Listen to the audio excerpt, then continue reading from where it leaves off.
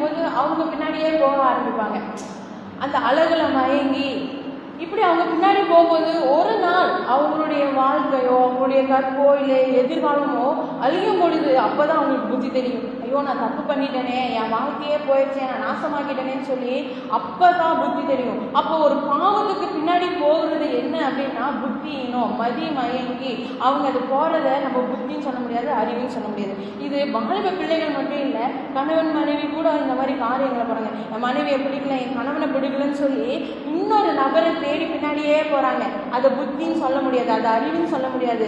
அறிவு இல்லாமல் ஒரு பெண்ணையோ ஆணையோ தேடி அவங்க பின்னாடியே போய் அவங்க வலையில சிக்கி கொண்டு அவங்களுடைய வாழ்க்கை எல்லாமே முடிஞ்சதுக்கப்புறம் ஐயோ எனக்கு நிம்மதி இல்லையே, இந்த ஒரு வாழ்க்கை இப்படி நான் தப்பாக தெரிந்து கொண்ட வாழ்க்கை, இந்த தவறான உணவு எனக்கு ஒரு வேதனையாக இருக்கே, ஒரு புலம்பலாக இருக்கே, ஒரு நரகமாக இருக்கே அப்படின்னு சொல்லும் பொழுது அவங்க அந்த செகண்ட் அவங்க புத்தி தெளிவாங்க. நான் தப்பு பண்ணிட்டேனே, நான் இந்த மாதிரி தப்பு பண்ணிருக்க கூடாது.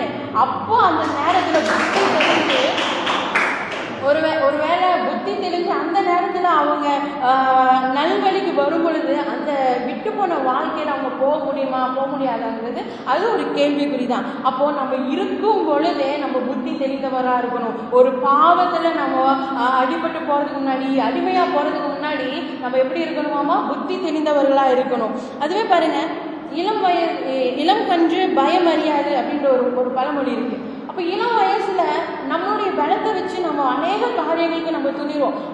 இந்த விஷயம் செய்கிறனால என்னோட உயிர் போயிடுமோ, அது விளையாட்டு காரியமாக இருக்கட்டும், இல்லை இந்த சேலஞ்சான காரியங்களாக இருக்கட்டும், எப்படிப்பட்ட ஒரு காரியமாக இருந்தாலும் எனக்கு இந்த விஷயத்தை செய்கிறனால என்னோட உயிர் போயிடும் அப்படின்ற ஒரு பயம் கூட இல்லாமல் தன்னுடைய துடிப்பில் தன்னுடைய பலத்தில் அநேக பேர் பலன் கொண்டு எழுப்பி இருக்கிறாங்க. அப்போ ஒரு நாள் வயசு ஆக ஆக அவங்களுடைய பலன் கம்மியாகும், பலன் குறைந்து போகும். இனி என்னால் இந்த பூமியில் உலகத்தில் சர்வ் பண்ண முடியாதே, நான் இந்த பூமியில் என்னால் இனி வாழ முடியாது என்னுடைய பலத்தினாலன்னு சொல்லி அவங்களுடைய பலன் கம்மியாகும் பொழுது தான் அவங்களுக்கு அந்த புத்தி தெரியும்.